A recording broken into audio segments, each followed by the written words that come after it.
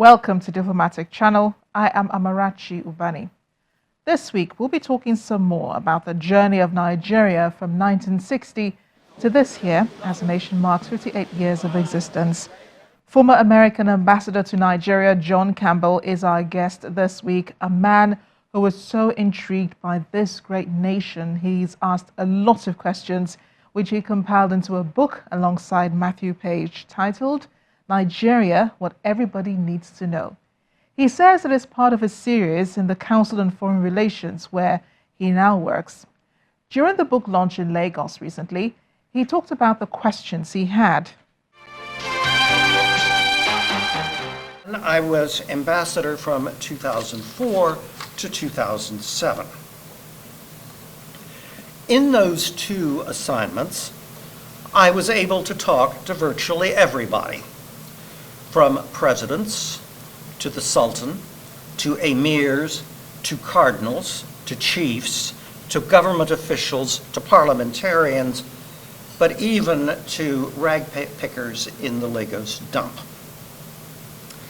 I was also able to look at Nigeria from an academic perspective when I was a fellow at Princeton University, as a visiting professor at the University of Wisconsin, and now at the Council on Foreign Relations, where I've spent the last 9 years essentially studying Nigeria and South Africa. I was asked by Oxford University Press to do a book on Nigeria for a series.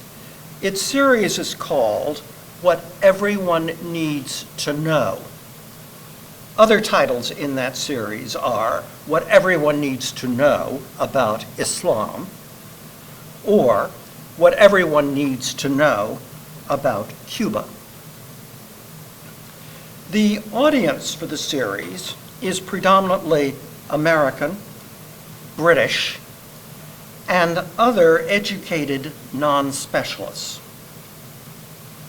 I would hope that the book would be of interest to Nigerians, if for no other reason than it is how two foreign friends of Nigeria see the country.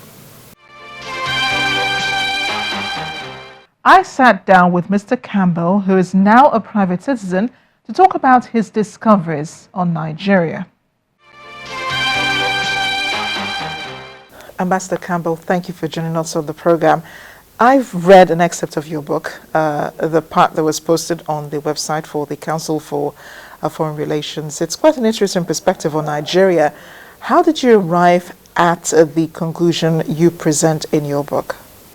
The conclusions are based on having lived here altogether for some 7 years, having talked to people ranging from the Sultan to cardinals, all the way through the Nigerian population down to include rag pickers at the Lagos dump. Much of the book reflects my traveling around the country. I have visited 35 of the 36 states. I have spent altogether a number of years looking at Nigeria from an academic perspective. I spent a year as a visiting fellow at Princeton University, a year as a visiting professor at the University of Wisconsin, and the 9 years that I have been at the Council on Foreign Relations, my focus has primarily been on Nigeria and South Africa. In the book, you do mention the elections of 2003, 2007, 2011. They were problematic. It was contested by then President Olusegun Obasanjo and present President Muhammadu Buhari. According to the results presented by the Independent National Electoral Commission, Obasanjo won the election in 2003, same for the other two elections after that, except for 2011. Yet in your book, you refer to Muhammadu Buhari as the presidential candidate who probably won the most votes in each of the three elections, and that he was defeated by his opponents' rigging efforts. How did you arrive at that? I arrived at that conclusion by talking to people who were intimately connected with the entire process. That included both individuals, but also NGOs, that are foreign-based and NGOs that were Nigeria-based. And I think the rigging took place not so much at the actual polling places, but rather where the results of the polling places were brought together. Was this information from the INEC, perhaps? INEC, my contact with INEC tended to be entirely at the official level. I was ambassador then. That meant what INEC told me was essentially their talking points. So you studied the country long enough, and President Buhari, whom you said won the last 3 elections, is also contesting in 2019. Do you think he's done a good job, enough to be re-elected next year? For every incumbent, there is the issue of enormous challenges. As part of the electoral process, every candidate makes promises that tend to be aspirational, promises of what they hope to accomplish. One need only look at President Barack Obama or President Donald Trump in the United States to see exactly the same phenomenon. In my view, President Buhari's accomplishments have been an attack on corruption at the highest level. Corruption is structural in Nigeria, which means it's going to take a long time before the culture of corruption can be eliminated. What President Buhari has done through some of his very high profile, or some of the very high profile prosecutions of agencies like the EFCC, is it's a step towards changing that corruption. That's one thing.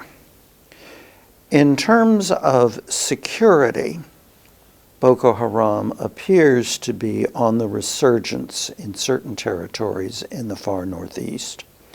I'm particularly worried about the al-Barnawi faction, which seems to be in the process of staking out, once again, territory, albeit very small, but territory in which taxes are collected and services are provided.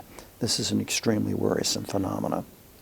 He is doing his best, and the issue then becomes whether whoever his opposition candidate is, whether the opposition candidate's best can be any better. Is that the reason why you refer to Nigeria as a kleptocracy? Yes, that's right. In other words, what does the word kleptocratic mean? What kleptocratic means is the appropriation for private purposes of resources that belong to the people or to the state, their representative. When you're talking about a kleptocracy, you're talking about something that is very deeply rooted. Arguably, a culture of kleptocracy dates from the colonial period and is an offshoot, in part at least, of the British policy of indirect rule. So it's deep. The President has a number of times called on the international community to help repatriate those stolen funds. He says it will help, to develop the country and so on. The federal government says it's sharing some of the repatriated funds to the poor. Do you think they're being appropriated well? Though I would say in general, the international community's response to that request has been inadequate.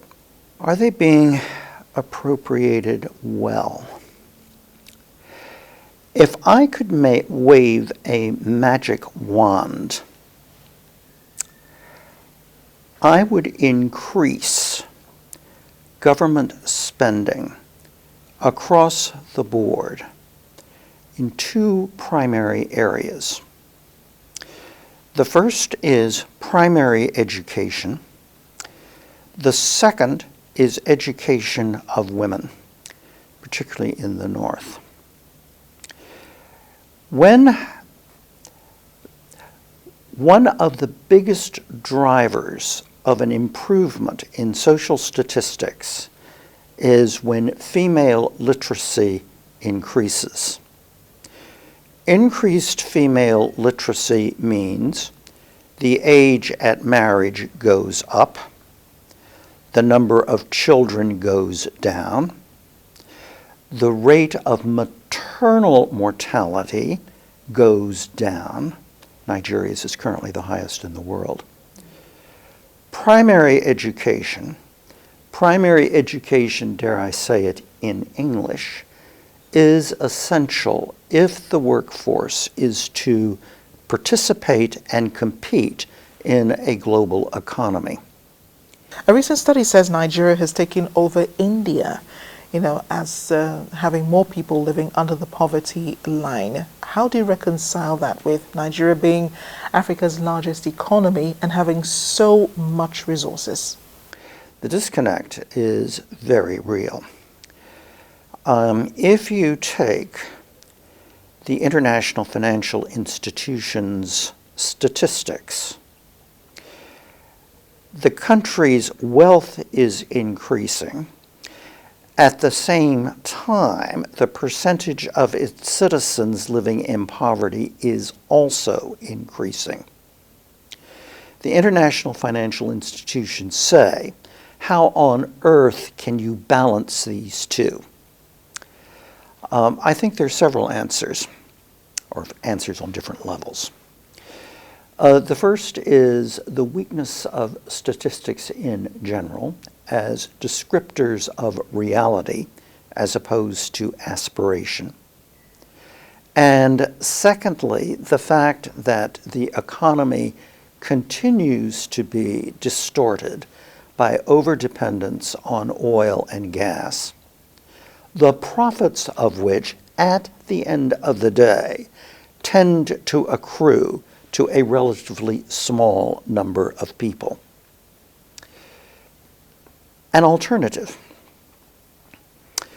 If, for example, there was a significant increase in agricultural production for the market, levels of rural poverty would improve.